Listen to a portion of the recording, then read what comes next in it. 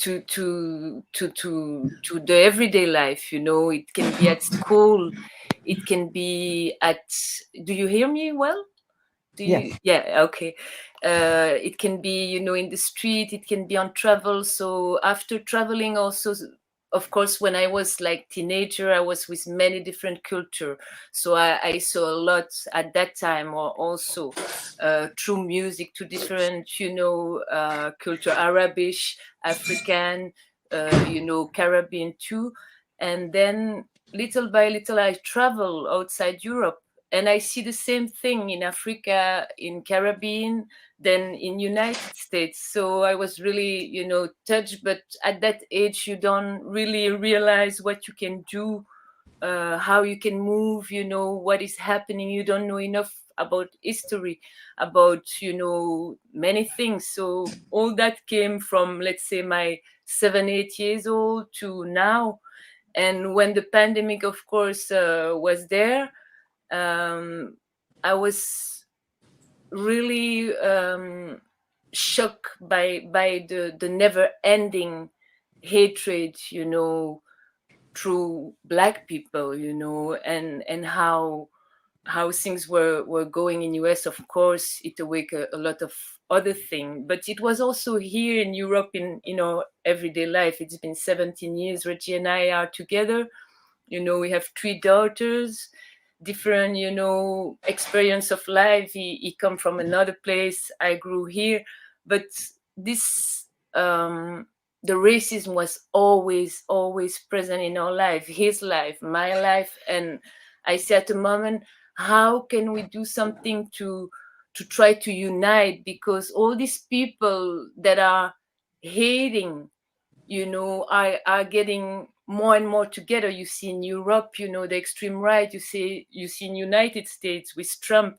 Everywhere, those mean folks and ignorant and coward people, are getting more and more together. So it's like, what is happening? What can we do, to fight this? Because it's in the system, it's in politics, it's everywhere. So I was thinking, I say, okay, music for me is really the best way to express ourselves. I cannot speak for Black people, I'm white. So what can I do? I want to ask people from Africa, US, Caribbean, from different generation, because they of course live different experience, in their lives. So it was important to know what they have to say today, what they want to say, because as long as we can express ourselves, we can, continue to do something. But the moment when they shut us down, so let's go and express ourselves, let's unite. This was really the main goal at first. I wanted to get together. So I'm interested to hear from some of the other musicians who are performing on this, on what prompted you to say, okay, this is how I want to express some of how I feel about th- these issues. Wow. Well, it's well, like you said, during the pandemic, that and along with the what would you call it, the political shift in the U.S. and over in Europe has brought a lot of these things out, just out in the open, because of leaders of government are making these smaller entities of people feel like they're like what they feel is valid.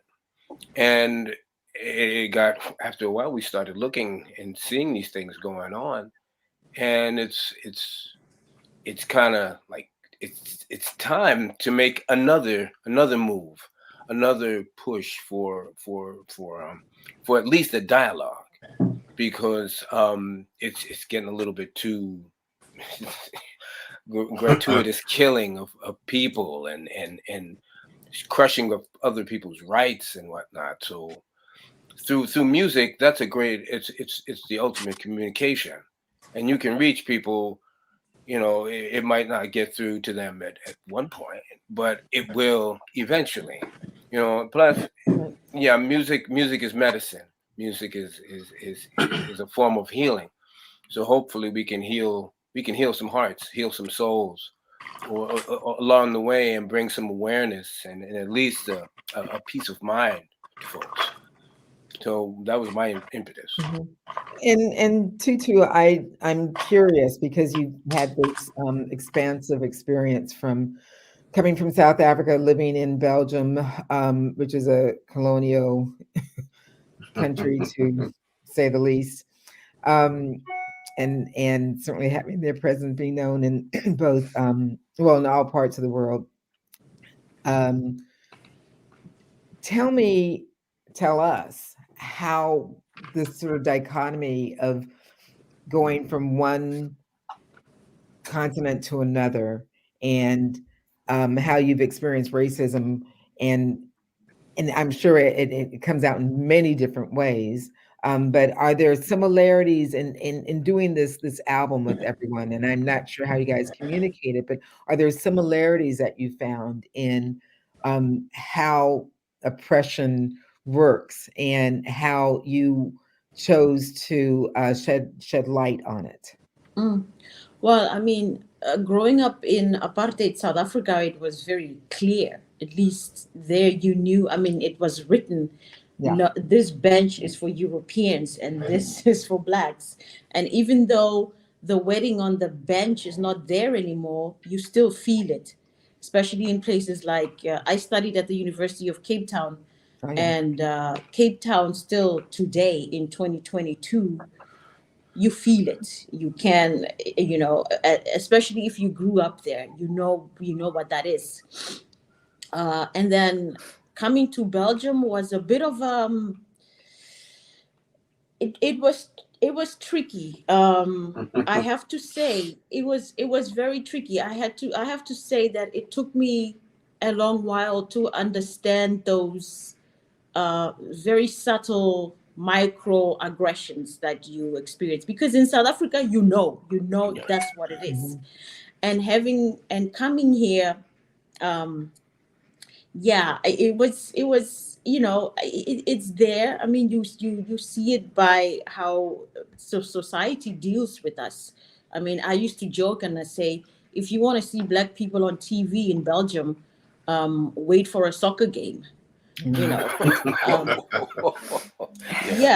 mean, compared to the Netherlands, I feel like the Netherlands is much further in progress than in Belgium. When they had the first black bus driver in a little town here in Tervuren, that was, or Turnhout or whatever, black folks were like celebrating. He's a black bus driver. Or, when I first saw a young black lady speaking fluent Dutch on TV, telling the news, that was also something to pause the TV and take a picture and go on social media and go like, finally, But on a personal level, I have to admit that I've been fortunate, I guess, because of what I do. I cannot say that I have really experienced it directly. If I go to a gig and I walk in the afternoon, I can feel that people expect me, first of all, to speak French, because every black person here speaks French, and they get very surprised that I don't speak French at all. But then I do my job, and just how the aura of people feel around me in the afternoon when I walked in and after having done my job, it's very different. It's like, now I get treated like, oh, we see you now because you're the singer. Now we see you. So it's been in Belgium. It's been tricky to, especially back when I was younger. It was tricky to pinpoint, but it was there. It was there, and I also had to realize that Flemish people are in general shy. They just shy people. That if you pass somebody or you open the door for somebody and then acknowledge you, or you say hello to somebody and they don't acknowledge you. It's not necessarily that they're being racist. It's just that they're shy. I mean, they do that to each other. They don't acknowledge each other anyway. So, but for me, coming from a place where in my skin, a white person treated me like that, I knew exactly what it was. So here it was a bit tricky to navigate. It's on the down low. Yeah. But I mean, it's definitely there, like I say, it's as you in America say, systemic. It's most definitely in the system. It's there. So how musically, how do you address this? I mean, how do each of you guys address this musically to convey some of these, some of the historical sensibilities, but also the very real life, real time expressions, and how do you work through those kinds of emotions musically? I mean, does that change, or is that always present in your work?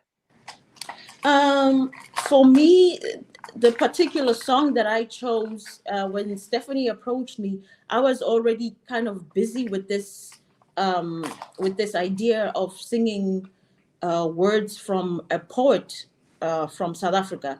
Her name is Lebogang Mashile. And this particular poem that I chose, I wasn't actually sure if it was going to fit in the theme of what the theme was.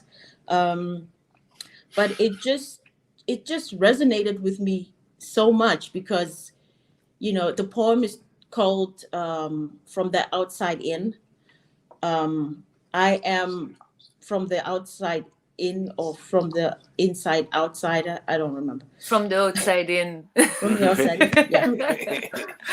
At least we have rehearsals to get that sorted out. I'm at a stage in my life right now. I'm at an age where I have lived half my life in South Africa, and I'm close to having another half of my life in Europe. So, I was born in South Africa, so I feel like an insider, but then having lived outside of South Africa for almost 20 years, some of my friends make fun of me and tell me, go back to Belgium, and it's as a joke, but that hurts. Wow. So I'm like, so that's why that poem spoke, it really spoke to my heart, because it's kind of like I am South African, in my heart, in my soul, but I have lived outside of South Africa for so long now that, I look at things, I'm already looking at things in a very different light than I would have if I was still staying. Also, I mean, what you speak about of always having it 1 foot in, 1 foot out of some kind of societal or cultural arena, that's sort of what happens too when we talk about racism on many different forms. It's not systemic racism, I think. And I guess I have this question too. Is this project really focused on racism in many different forms, or is it focused primarily on the racism that comes across from various organized entities, systemic racism? It sounds like there are a lot of the tunes sound like they're from many different sides of it. Mine, the one with Oliver and DJ Grasshopper, Oliver Lake, I'm sorry, and DJ Grasshopper, that's just straight up anger again, concerning racism. And the one that I did with Alicia Hall Moran is her perspective on, well, in my opinion, her perspective on sending her two sons out to school every day and having to worry about them coming back in one piece. So that's another aspect of racism. Steph you know, what's yours? Yours is being a mother, right? Yes, exactly. That fear of always underlying the surface. When your son becomes a certain age and he gets taller and he's physically stronger, and how he becomes from a cute boy to a threatening figure. Like, for example, this summer, my son had the cops called on him at a pool, at a public pool, and just for no reason. And I'm sitting right there with his father, and the pool director just did that. And I was like, okay, I'm in that area now. My son is 13. I'm in this area now. And you know, so it's a very precarious place to be as a mom, you know. And I join all other mothers in my neighborhood as that in our building. Some mothers, as a result of the trauma they experienced through George Floyd, won't even let their sons go out at night without being unaccompanied. You know, there's a real rippling effect of trauma within the community. And is that addressed through this project? Alicia, I know you have, I mean, you have an interesting perch as well. I mean, not just being a mother, but crossing different genres of music, you know, coming from the classical area, certainly having this tangent to jazz and other instrumental music, spoken word. Well, I think that, well, first of all, hello, everyone. Wow. And this has been really interesting to listen to. I was listening in the backstage, so I've heard everybody speaking since the beginning as well. I think that George Floyd, so, you know, May 2020, we're in the middle of pandemic. And I think that the sense of urgency that comes from all the visible endangerment, we don't just have a history of violence and extermination when politics come to a head in this world. Like it's already, right, been attempted. Yeah. We've already seen it. It's not like, oh, I wonder what it, no, we've seen it. But mostly in this generation, it's about, you know, more in a book, or if you live in Manhattan, it's more like on a one, this instance here in Queens, this instance here, this instance here, or this in Minneapolis, or this in St. Louis, this. But, you know, to really understand at a time when all the world's eyes are more idle than usual, that the people put in charge to create civil order in a time of chaos are the ones, it's like we knew this, but we got to see it. Yeah. That they are the most, they are actually have the most access to our neck. And that it will feel like when they do it, it's like a joke to them. Like you about to be a game, like game hunting. Oh, the world's ending. What are we going to do? Oh, we going to go hunting now? That's what's happening? Okay. So, and you know, I felt violence creeping up and fear, but it's really the endangerment. So when I think about genre to genre, I've been in a Broadway show when Trayvon Martin was murdered. Broadway actors putting on the hoodies, going on the street, doing the protests, stopping the show, the whole thing, right? I know that the opera communities that I have a window into, the rage, the fury, the protest is identical. I think that, you know, this endanger your life in a special kind of a way. And what I really can't stand about it as far as being a mom, because, you know, this is strewn amongst our girls as well. Very much in danger on the worst day. They're just as vulnerable on the worst day. On a medium day, boys for sure are a more common target. But when it gets bad, there are many women we've lost to the same exact disgusting circumstances. So I think that when you're talking about being a mom, part of the disappointment is in realizing all the things my parents had done for me and all the stories that my grandparents of things my grandparents did for them. And it's like a kind of sickening feeling, which is where the griminess of our track, I think, really hit me hard. I felt it really powerfully when they sent me that track.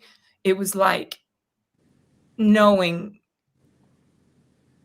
that I'm probably the grandmother to a girl or boy or child who will have their own societal muck that they're dealing with. When I thought it was better, and it is different. And I'm not naive. We do history. I got mad shows about lynching, like scripts right there, like that we're still making. So I'm not got my head in no bag or anything in the sand. But even still, and so if the kids feel they're in danger now, and their response to it is different, I just want them to love each other. So if Black Lives Matter, if Black Lives don't matter, then it doesn't have essence. Then we don't need to have concern. Then Black lives don't factor into nothing. Then how do these Black kids treat one another? That's what became very precious to me.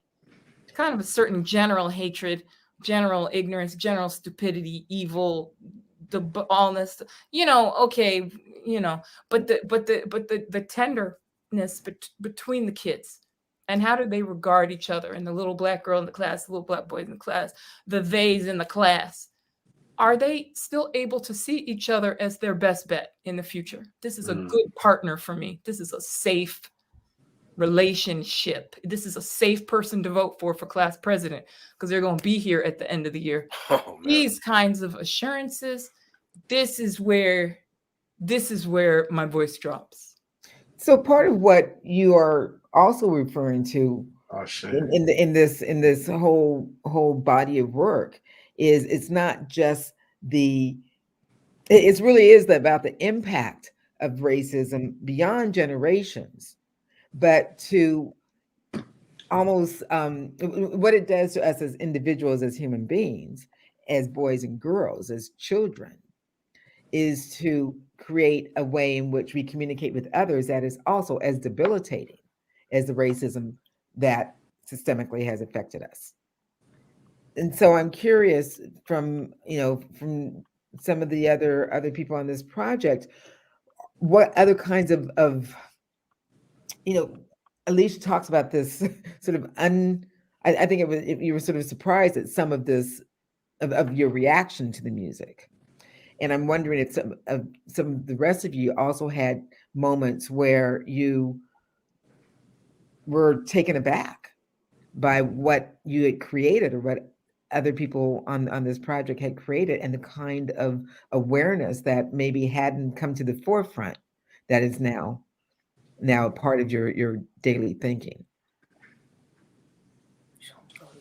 Okay, well, I'll speak on it briefly, unless you want to go, Mark. How you doing, Mark? How you doing, Jean-Paul? Blessings. All right. I was actually going to say I defer to the king, so bring it on, brother. Okay. Listen, the thing that's basically I think we are articulating here, which is very, very important. The African-American experience has always been a kind of very nationalistic experience. Our suffering, our experience exists in America. The churches have a lot of dominance over how we're able to speak to the international community, or we experience, I think, through politicians who travel abroad. And that's where the Panthers were trying to internationalize our situation, so where we can speak to people who are experiencing similar things. What you notice is when you travel a lot is that you have a lot more in common with people who live in other countries. Not only people of color, I might add. You know what I mean? If you look at the British, how they organize all their oppression, it's pretty much it runs the gamut, right, throughout history. So I think what this project really articulates to me is a more intelligent way of expressing our cultures, kind of like what the Black Panthers were trying to do, reaching out to, Algeria and what the Fela and Lester Bowie got, exchanging in Nigeria, that kind of thing. And that is really a very powerful thing, because if you're only talking to people in your own sphere, yeah, you can feel your own pain, but you can also get dug down in it. My piece was not really dealing with the pain. Of course, the pain is always there and the struggle is always there, but more of an affirmation of where I want to go. Like Bell Hooks says, one of the greatest aspects of wellness is just to do good, do right by yourself. Be well. That's resistance in itself. So my thing is to envision a kind of aesthetic that encompasses the whole Black Atlantic and try to put it in there, and wherever it falls, that's where it falls. But it also speaks to all of the roots that we could possibly have, piggybacking on all the intelligence that's in that thing. And all of many people on the project are world travelers, have been living in other cultures, have understood, what their otherness means outside of America, and it makes for a rich experience. So that's I just didn't want to get too dug into the oppressive aspects, because coming from Chicago on the South Side, we know that it's just like a cycle. Oh, they doing that again? Okay, here we go. They're doing that again. It's going to look different, but it's going to be the same. And what has to happen is we have to change. We got to change. We got to elevate. We got to find another way to be well with each other. And that's where that, knocking that trauma down, being more tender with each other, being more sensitive with each other first. You can't do nothing unless you do that first. Yeah, that's for sure. So finding out new ways to express that's what I'm interested in. Yeah, Mark, your tune, you and David's and Sharif's tune, seems like it's an anthem, a calling, saying, "Yo, we are here." Yeah, check that out. Well, I mean, I do believe the tune is more on the side of the affirmation of things. I can't speak for Sharif, who wrote the spoken word piece and performed it, but it's clearly a little bit of a reminder to speaking to our own community about don't forget where we came from, who we came from, and all the leaders and powerful people that have come along the way, and we are their offspring. So in one way, when this project started, I actually played with Reggie first, but you all asked David to do the tune. Anyway, that's going back. But so yes, it's a collaboration. But the title of the project has taken on a kind of new significance for me personally. I just came back from London, where we had a family reunion. My father has just turned 98 years old, young, on the 23rd of September.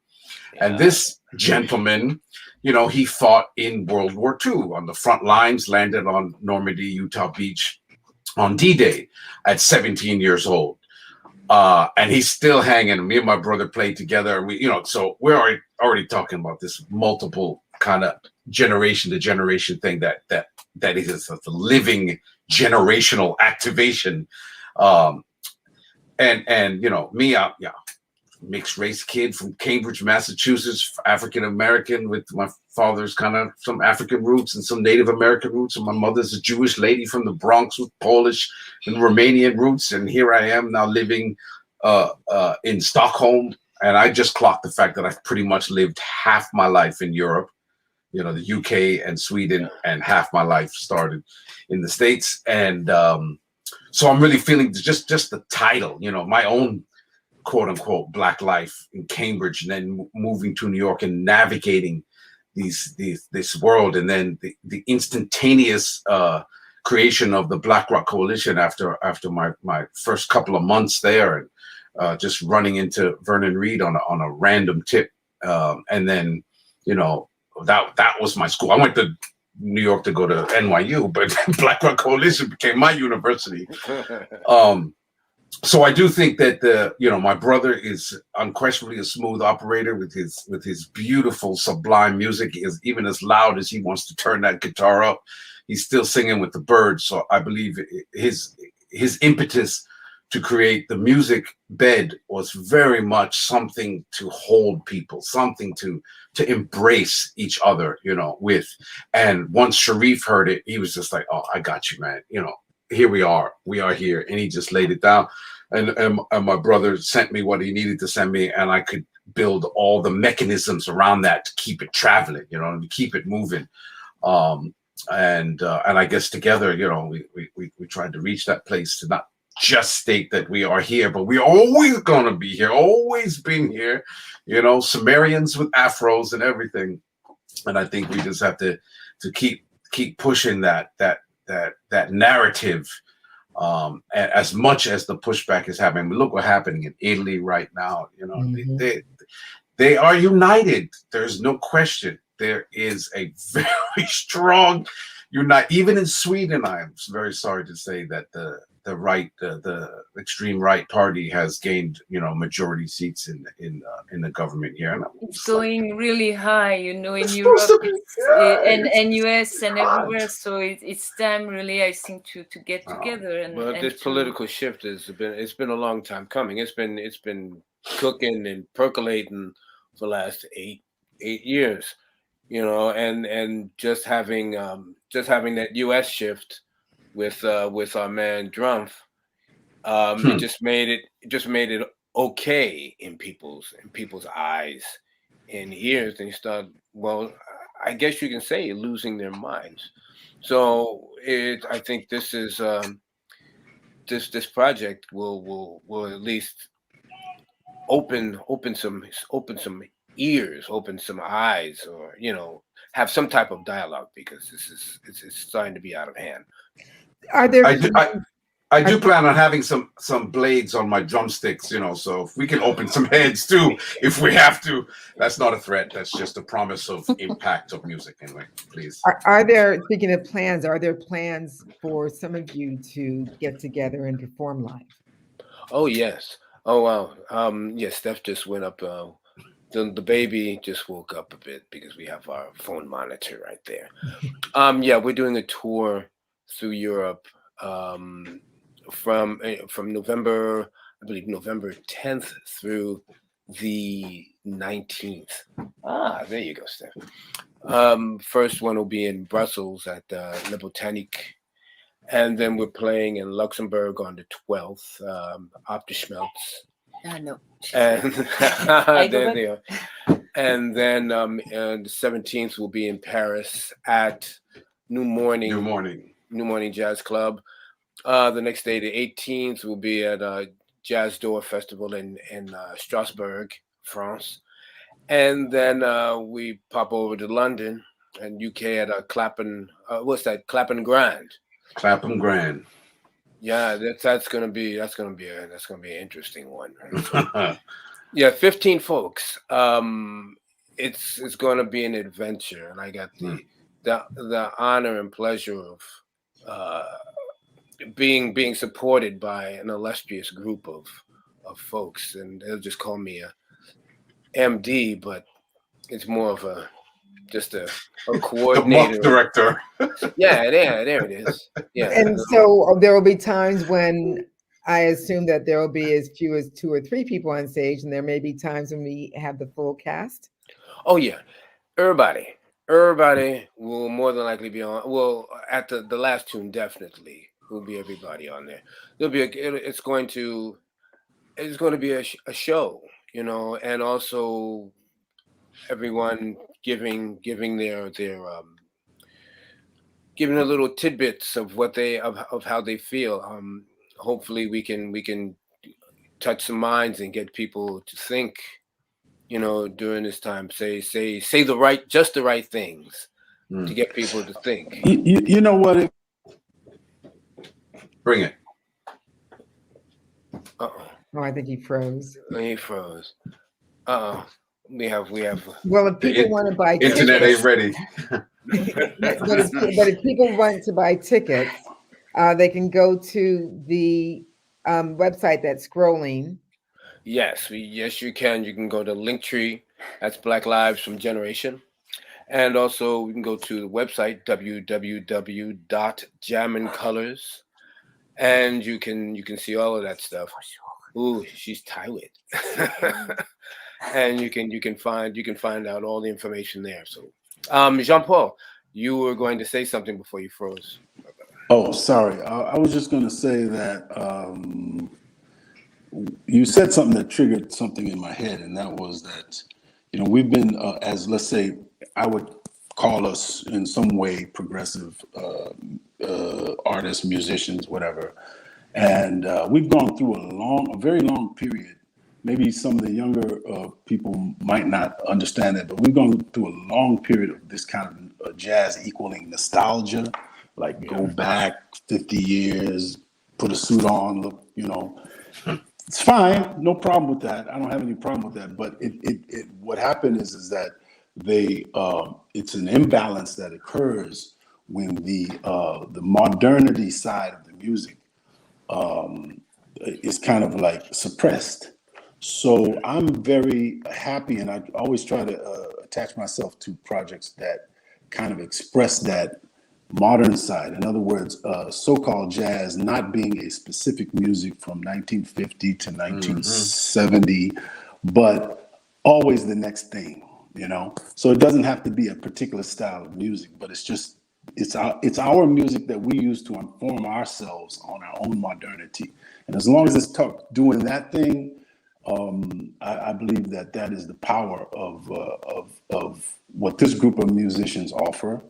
And even though it's been, let's say, somewhat lacking in terms of balance, this is a strong move toward that. So I'm looking forward to offer. Well, I mean, that's, that is some clarity in the mix. I can imagine if Spotify were to take this project, they change it to Black music from genre to genre because it very much says the same thing. Black music is just what kind of John Paul is saying too. It's like you can't say that this or that is Black music. I don't do that. Spotify. It is our narrative. You do the Spotify? You on it? No. I am. No. Of course, I am on projects that are on Spotify, but that's there are things that you can't help in this mix. And but I just say necessary evil, man. Unfortunately, it has its place in the industry as the industry is trying to figure out a lot of new things with the whole realm of digital music and digital rights and all this thing. So that again is something that the Black music industry, so to speak, or the music industry in which we are a solid community, just have to continue also to work together and to use our power collectively to have our own piece of this whole thing, because they're trying to go metaverse on a fool. Yeah, but and we also gotta give. You won't get if you don't give. We've been given from day one. We know that. Yeah. And Jean-Paul hit the nail on the head, man. This is an eclectic enough bunch of individuals where this can become timely. This is timely music. Everything on this album, every tune is great. It's strong. It has a vision. It has feeling. But the live also, it's important to talk. What is important with this band is that it can move, evolve, go in different direction. Like we have this tour in November, but we might tour in US in 2023 with few gigs. and it will have, you know, few other members that can join that couldn't join in Right. November. And so it's moving always. This is also important, I think, that this project move always and stay open to, with of course a strong base, which is the album to start, but it will grow in many different ways. As far as live, I think there will be other things that will come from that naturally. It's something that we will create, I think, also naturally, and it's important to be open to that and to keep that thing worldwide, to say, okay, we know, you know, there is people from US, from many different cities. There is people from Africa, from Caribbean, but they can be people from Brazil. They can be people from different other places, you know, and trying to continue a dialogue, but also mixing people, because even all the composers on the album have different experience and way to see live, you know, and music and all these things. So it's so rich for me. That's what is the most important. It's all these beautiful composer people, human being too, because I will never ask to musicians that are good but that are not, you know, good inside. That's important to really say, okay, we go with something human, and quality of music, it's the main thing, and we express ourselves freely. There is no limit. We are free, and we want to express, you know, what we want to say. I think that sums up, to me, the feeling I got when I started listening to this album. It was truly a sense of fluidity. And while there is a beginning, if you will, and certainly things that you've coalesced about, the idea and the concept that this can take on a life as it was meant to be, as you draw different people onto the path. So I want to thank all of you, particularly Stefany Calembert for producing this, for conceptualizing it, but having the thank you, but having the intuition, having the intuition and the emotional intelligence to be able to bring all of these other people together who found a way to partner with each other and to share what's inside. I always say what's important for every artist is to be able to reveal their vulnerability. And I think that each of you guys have done that on this recording, but also daily, and certainly here as you've shared Black lives from generation to generation with the Alternative Venues for Jazz group family. So I want to thank you all for coming. We are now sort of at our time limit, but people, go out and support this group, this project. Buy the tickets at the Linktree link that's scrolling. Make sure you go on to the website, which is, one more time, www.jammincolors.com. So Reggie could have another life as a radio voice, right? Hey, too many please bass. Yeah, you always gotta have a strong bass. You got it. You guys, thanks so much. I really appreciate it. Honor. Thank you. Have a Thank wonderful you, week. Alicia. Thank you, Jean-Paul. Thank you, Karen. Thank you, Mark. Thank you, guys. Thank you, Steph. I don't see you. Yeah, I'll be Good to meet you all.